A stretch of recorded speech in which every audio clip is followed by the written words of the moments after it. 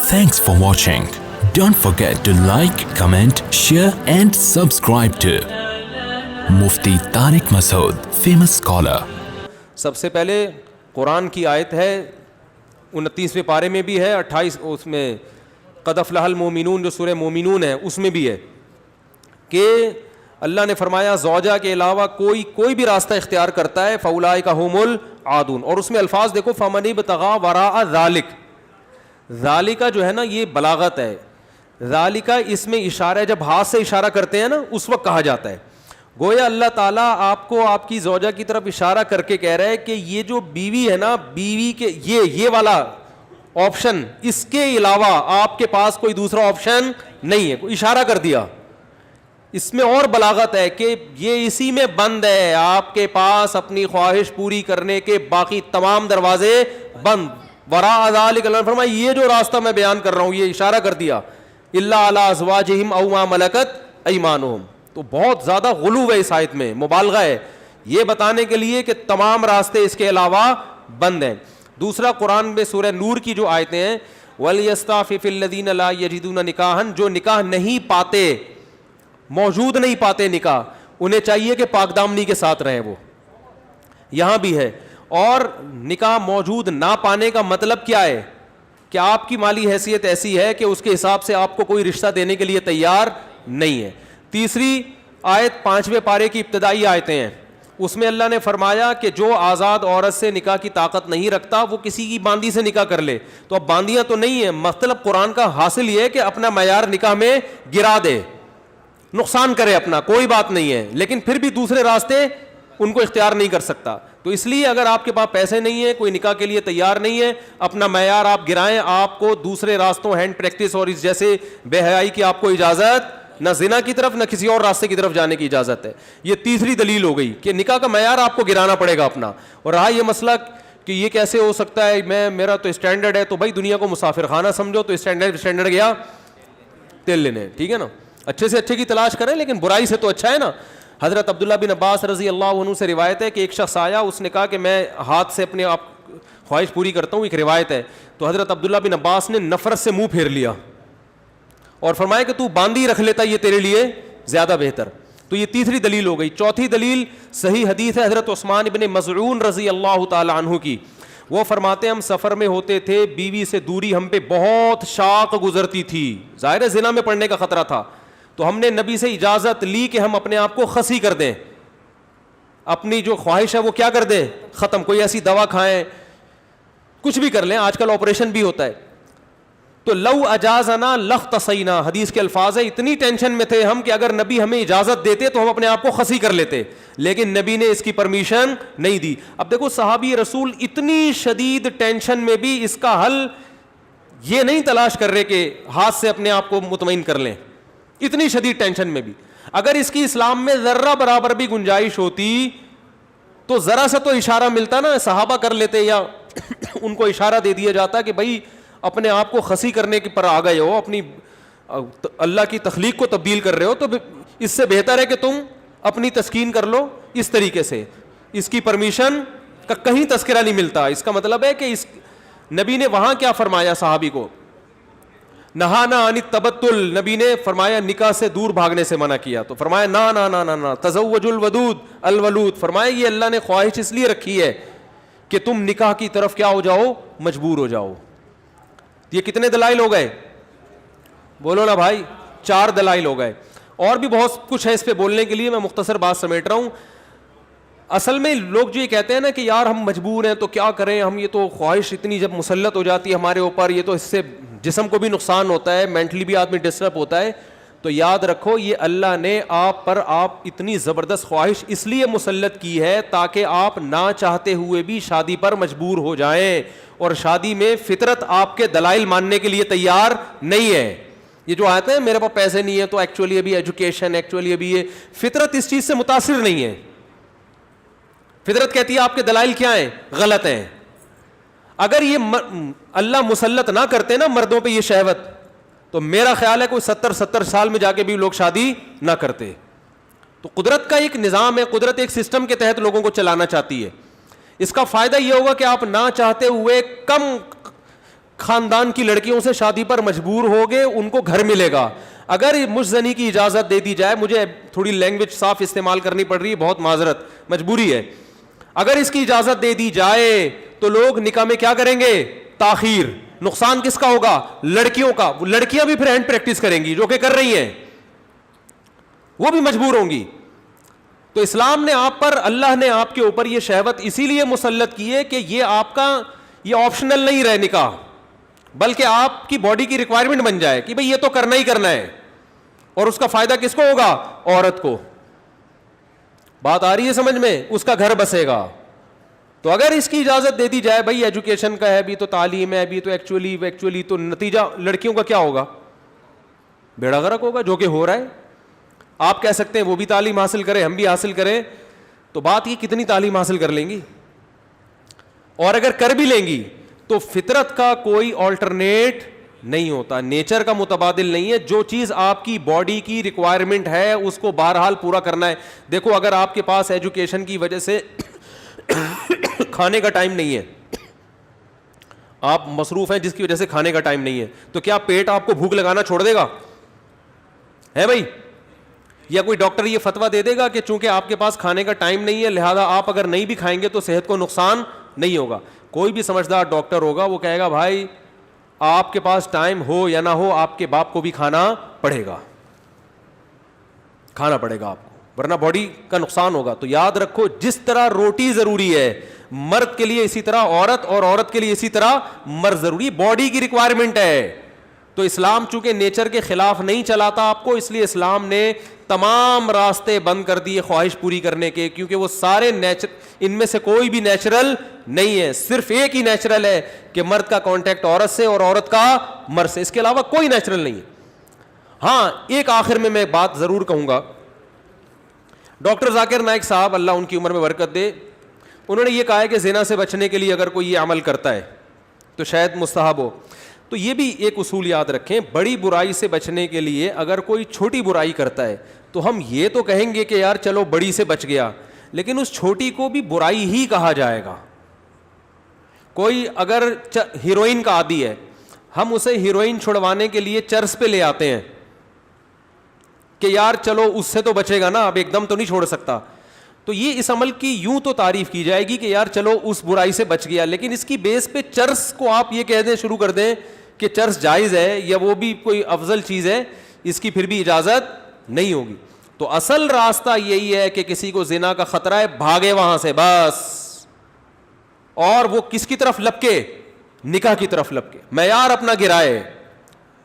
اور پھر بھی نکاح نہیں ہوتا تو روزے رکھے کثرت سے تاکہ جسمانی قوت ٹوٹے. اور آخری بات یہ کہ یہ جو عمل ہے ہینڈ پریکٹس کا, یہ زنا سے انسان کو بچاتا بھی نہیں ہے. یہ بھی 100% غلط ہے کہ اس کے کرنے سے آدمی زنا سے بچ جاتا ہے, کیونکہ اس میں آدمی کی ڈیزائر پوری طرح پوری نہیں ہوتی, اس کی ٹھڑک بڑھتی ہے, کم نہیں ہوتی. اگر کوئی زنا یہ کام کر بھی لے نا, پھر بھی زنا کی طرف لپکے, بلکہ اور زیادہ لپکے گا, کیونکہ یہ خواہش نفس ایسی چیز ہے کہ یہ پوری کرنے سے بڑھتی ہے. آپ کے جو دل کی خواہش ہے نا, نفس کی خواہش, یہ پورا کرنے سے کم نہیں ہوتی بلکہ بڑھتی ہے. جو اپنے آپ کو روکتے ہیں تو ان میں تو کنٹرول میں رہتی ہے, جو نہیں روکتے ان کے کنٹرول سے باہر ہوتی ہے. یہ تو یہ حل بھی نہیں ہے, یعنی میڈیکلی بھی یہ حل نہیں ہے زنا سے بچنے کا کہ یہ کام کرو. جو جتنے بڑے بڑے زانی ہیں پہلے انہوں نے یہ کام کیا ہے, اس کے بعد جا کے زنا کی طرف گئے ہیں, اور جنہوں نے اپنے آپ کو اس عمل سے بچا لیا وہ زنا سے بھی بچے رہتے ہیں. تو زنا سے بچنے کا جو قرآن میں اور احادیث میں ہمیں طریقہ ملتا ہے, جیسے یوسف علیہ السلام تھے, ان کو عورت نے دعوت دی زنا کی, وہ بھاگے ہیں, بس نکلنے کی کوشش کی انہوں نے وہاں سے. تو اصل حل اس کا یہ ہے. اور آخری بات یہ کہ یہ میں مانتا ہوں بہت سارے نوجوانوں کے حالات سامنے آئے ہیں جو اس لت, اچھا یہ بھی ایک فالٹ ہے اس میں کہ یہ عمل ایک دفعہ ہوتا نہیں ہے. آپ جو نوجوانوں کی ہسٹری جمع کریں نا, تو ایسا نہیں ہوتا کہ جس نے ایک دفعہ کیا تو بس زندگی میں ایک ہی دفعہ کیا کہ یار بہت زیادہ مجبور ہو گیا تھا تو یہ عمل کر لیا. نا نا نا نا, جس نے ایک دفعہ کیا وہ دن میں 10 دفعہ بھی کرتا ہے پھر یہ عمل. اس کو ایسی حس اس کی بڑھ جاتی ہے اور ٹھڑک بڑھ جاتی ہے کہ پھر یہ معاملہ اس کے کنٹرول سے باہر نکل جائے. وہ 100 بار توبہ کرے گا, 100 بار توبہ توڑے گا وہ. تو یہ پریکٹیکلی بھی ممکن نہیں ہے کہ کوئی اپنے آپ کو بچانے کے لیے ایک دفعہ یہ عمل کر لیا تو اب سکون میں آ گیا. نا نا نا نا, میرے پاس جو نوجوان آتے ہیں ان کی ہسٹری میں آپ کو بتاؤں, وہ کیا کچھ ایک صاحب کی 2 بیوی, اچھا ہاں یہ بھی بتا دوں, جب یہ لت زیادہ پڑتی ہے تو پھر یہ بیماری شادی کے بعد بھی نہیں چھوٹتی, یہ بھی ذہن میں رکھیں. ایک صاحب, میں نے جو زندگی میں سب سے پہلا فتویٰ لکھا ہے نا وہ کیا تھا, آپ حیران ہوں گے. یہ 1999 میں سوال آیا, ایک آدمی کی 2 بیویاں, اسے نکاح سے پہلے اس کی عادت پڑ گئی, یہی سوچ کے کہ یار ابھی اپنے آپ کو ٹھنڈا کر لیتا ہوں, تسکین کر لیتا ہوں, برائی سے بچ جاؤں گا, یہ ہو جائے گا, وہ ہو جائے گا. شیطان نے الٹے سیدھے اس کو جو ہے نا دلائل دیے, اور کہتا ہے مجھے یہ برائی جب ہو گیا تو چسکا لگ گیا. پھر کہہ رہے پھر جب میں نے نکاح کیا ہے نا, ایک شادی کی ہے تو میری یہ عادت نہیں چھوٹی, دوسری 2 بیویاں اس کی, کہہ رہے پھر بھی نہیں چھوٹی. تو کہہ رہے میں اتنا غصے میں آ جاتا تھا کہ یار میری بیویاں بھی ہیں پھر بھی مجھے ان کو تسکین اس میں ہوتی ہے. پھر بالکل ایسے ہے جیسے لوط علیہ السلام کی قوم کو جب لڑکوں کی عادت پڑ گئی تو اب ان کو عورت سے تسکین بولتے کیوں نہیں ہو رہی. تو یہ ہینڈ پریکٹس کا ایک یہ بھی بڑا نقصان ہے کہ جب اس کی لت پڑ جاتی ہے تو شادی کے بعد بھی یہ عادت نہیں چھوٹتی. تو وہ کہہ رہا ہے میری 2 بیویاں تھیں, 1999 کی بات کر رہا ہوں میں, اس نے سوال بھیجا. تو کہہ رہا ہے کہ میں اتنا مجبور ہو گیا کہ ایک دن میں نے قسم اٹھائی کہ آئندہ میں نے اپنے ہاتھ سے اپنے آپ کو فارغ کیا تو میری دونوں بیویوں کو 3 طلاقیں. کہہ رہے میں نے یہ سوچا کہ شاید اس عمل سے میں اپنے آپ کو روک لوں گا, پھر بھی نہیں رکا, اور پھر بھی یہ عمل کیا, اور ہم نے اس کو فتویٰ دیا کہ آپ کی دونوں بیویاں آپ پر ہمیشہ کے لیے حرام ہو گئی ہیں. تو اب آپ بتاؤ اس پہ کیا گزر رہی ہوگی. تو ہم نے لوگوں کے یہ حالات دیکھے ہیں, تو اس لیے اس قسم کے کلپ سے متاثر ہو کر کوئی بھی شخص ایسی حماقت کرنے کی کوشش بولو بھائی نہ کرے. اور میرا مقصد آپ کو کسی کو مایوس کرنا نہیں ہے. اگر کوئی نوجوان اس بیماری میں مبتلا ہو گیا ہے تو حدیث میں آتا ہے ما انزل اللہ من داء الا انزل له شفاء, ہر بیماری کا اللہ نے شفا پیدا کی ہے. تو مایوس نہ ہو. وہ سب سے پہلے تو وہ نکاح کرے تاکہ معاملہ آگے بڑھے نہیں, کیونکہ اگر نہیں کرے گا نا یہ پھر یہاں تک رکے گا نہیں معاملہ. کیونکہ یہ لڑکے پھر جب یہ کام کرتے ہیں پھر وہ انٹرنیٹ پر فحش فلمیں بھی دیکھتے ہیں, پھر وہ تصویروں کی طرف بھی جائے گا, بد نظری کی طرف بھی, اور پھر یہ بڑھتا رہا, پھر وہ زنا کا متلاشی ہوتا ہے کہاں مجھے موقع ملے. تو اس لیے میرے بھائی اپنے آپ کو روکنے کی کوشش کرنی چاہیے. تو اس کا پہلا اسٹیپ یہ ہے کہ سب سے پہلے آپ یہ عزم کریں کہ میں نے اپنے آپ کو اس برائی سے ہر قیمت پہ دور کرنا ہے, یہ میرا ایم ہے, میرا عزم ہے. اگر آپ ارادے میں ہی ڈھیلے ہیں تو بھائی پھر معاملہ کیا ہو جائے گا, خراب ہو جائے. تو پہلے تو کیا کرنا ہے, پکا عزم کرنا ہے. اب دوسرا علاج کے طریقے دریافت کرنے آپ نے. سب سے پہلا کام یہ کرنا ہے کہ انسان کو جہاں برائی کی عادت پڑتی ہے نا وہاں برائی چھوٹتی نہیں ہے. آپ کی کوئی خاص ایسی جگہ جہاں آپ سونے کے لیے لیٹتے تھے اور وہاں پر آپ پہ یہ شہوت کا جنون چڑھتا تھا, تو اپنا ٹھکانہ وہاں سے کیا کر لو, چینج کر لو. رات کو سونے سے پہلے مطالعہ کر کے سو. کوئی اپنے سرہانے کتاب رکھی جائے. جو نوجوان خدا نخواستہ کوئی اس میں مبتلا ہے تو اس کو بتا رہا ہوں میں, اپنے سرہانے کیا رکھیں, کوئی دلچسپ کتاب رکھیں. بستر پہ جیسے ہی لیٹے, جو معمولات ہیں نا آیت الکرسی پڑھنا, دعائیں پڑھنا, بستر پہ لیٹنے سے پہلے پڑھ لیں وہ, تاکہ آپ جب بستر پہ جیسے ہی جائیں تو آپ کی سوچ جو ہے نا وہ مطالعے کی طرف چلی جائے. تو فوراً آپ نے کیا کرنا ہے, جیسے ہی سونے کے لیے لیٹے کتاب آپ کے پاس ہونی چاہیے, بستر پہ جاتے ہی آپ اس کتاب کا مطالعہ کرنا شروع کر دیں. انسان جیسے ہی لیٹ کے مطالعہ کرتا ہے اس کو نیند آ جاتی ہے, آپ سو جائیں گے, کیونکہ زیادہ تر نوجوانوں کے پر یہ اٹیک رات کے ٹائم ہی ہوتا ہے. دوسرا کام ہو گیا. تیسرا مسئلہ یہ ہو گیا کہ آپ کسی ڈاکٹر کو بھی بتائیں, ماہر نفسیات کو, لیکن ماہر نفسیات سے کہیں کہ مجھے یہ برائی چھڑوانی ہے, کیونکہ ماہر نفسیات بعض دفعہ اور ڈال دیتے ہیں اس برائی میں. ایسے نفسیاتی ڈاکٹر بھی ہیں, وہ کہتے ہیں اس سے کوئی نہیں, ڈپریشن کا علاج ہے. اور بھائی ساری ڈپریشن کے اور بہت سارے علاج ہیں دنیا میں, وہ علاج وقتی ہے, جیسے سٹا لگانے سے نا وقتی طور پہ ٹھیک ہو جاتا ہے.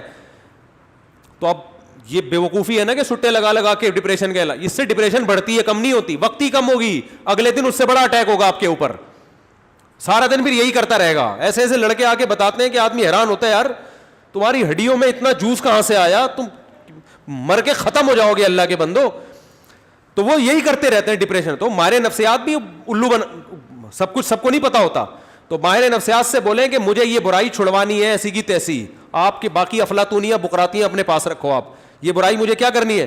تو تو نفسیاتی بھی ٹوٹکے ہوتے ہیں, کچھ طریقے ہوتے ہیں. کوئی ماہر ڈاکٹر ہوگا انشاءاللہ آپ کو ایسے طریقے بتائے گا, ایسے ٹوٹکے بتائے گا, ایسی تدبیریں بتائے گا کہ آہستہ آہستہ یہ برائی آپ سے انشاءاللہ چھوٹ جائے گی. اور ایک اور کام, دعا بھی مانگنی ہے, کسی شیخ سے اصلاحی تعلق بھی قائم کرو, ان کو بھی بتاؤ اپنی بیماری. اور ایک اہم ترین بات یہ کہ اپنے آپ کو ایسے نہ چھوڑو, جب بھی یہ گناہ آپ سے ہو آپ نے اپنے اوپر کوئی سزا متعین کرنی ہے. 2 روزے, 3 روزے, یا 1 روزہ, یا 1 ہفتے کا روزہ, یہ سزا دینی ہے اپنے آپ کو. وہ ہر آدمی کا کے حساب سے مختلف ہوتی ہے. صدقہ بھی کرنا ہے, تاکہ اس کا فائدہ یہ ہوگا کہ دیکھو یہ ایک دم نہیں چھوٹتا گناہ, یہ آہستہ آہستہ ہی چھوٹے گا. اس لیے مایوس نہیں ہونا کہ اتنے سارے ٹوٹکے اختیار کیے پھر گناہ ہو گیا, تو پھر شیطان مایوس کرتا ہے, بھائی تیرے بس کا کام نہیں ہے. کوئی بات نہیں یار, ٹھنی اس سے ہے دشمنی عمر بھر کی, کبھی وہ دبا لے کبھی تو دبا لے. شیطان کو حضرت مظلوم نے فرمایا کہ کبھی شیطان تجھے پٹک دے گا نیچے, کبھی کبھار تو بھی تو شیطان کو پٹکے گا نا, تو پھٹا چلتا رہے گا قیامت تک, کوئی مسئلہ نہیں ہے.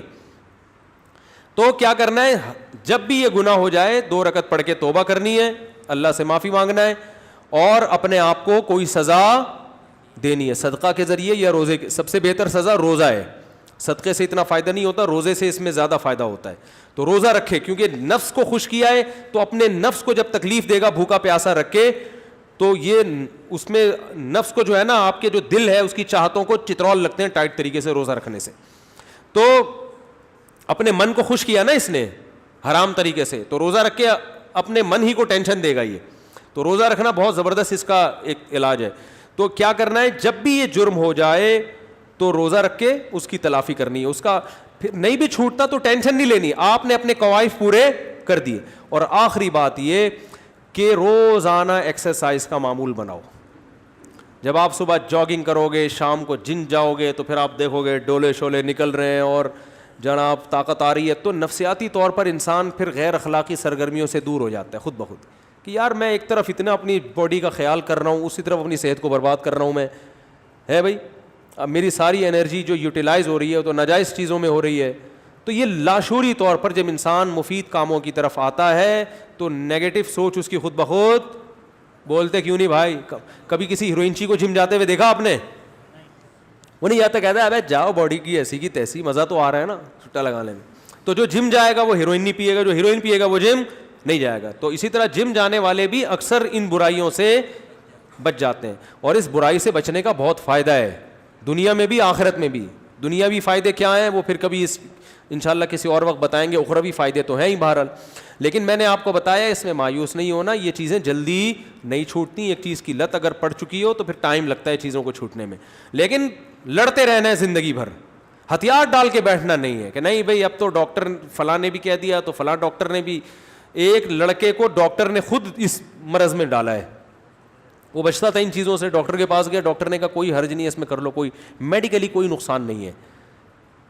میڈیکلی بھی نقصان ہے, حقیقت ہے, یہ کہنا کہ میڈیکلی نقصان نہیں غلط ہے, اور ذہنی طور پر تو بہت نقصان ہے. دیکھو لوط علیہ السلام کی قوم جو برائی کرتی تھی اس سے میڈیکلی کوئی نقصان نہیں تھا, لیکن وہ بیچارے نکاح کے قابل رہے نہیں. وہ کہنے ما لنا فی بناتک من حق, اے لوط ہمیں عورت سے نکاح میں دلچسپی ہی ختم ہو گئی ہے. تو یہ کتنا بڑا نقصان ہے کہ نہیں ہے.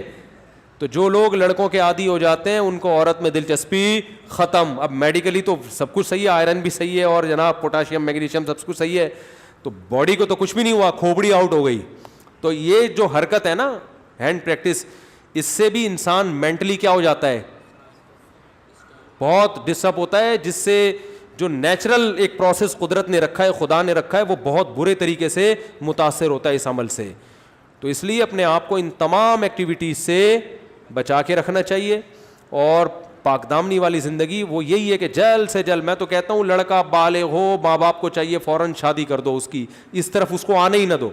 اور اس کے غلط ہونے کی ایک بڑی دلیل یہ بھی ہے کہ جس نوجوان نے دوسروں سے نہ سنا ہو یا بر وقت شادی ہو گئی ہو, وہ کبھی یہ کام نہیں کرتا, اس کا کبھی دماغ جائے گا ہی نہیں.